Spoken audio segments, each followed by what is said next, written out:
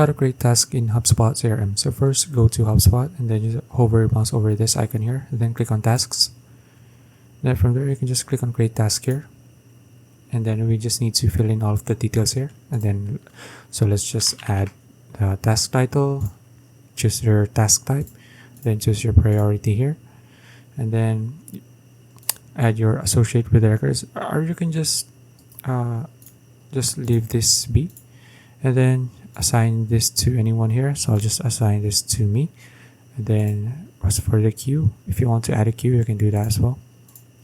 And then for the due date, let's say I'm going to add the due date in 1 week, and then set it to 8:15 a.m.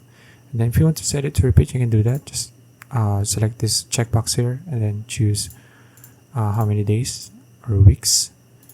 And then you can set a reminder here as well. Let's say I'm going to add task due time. And then you can also add notes here.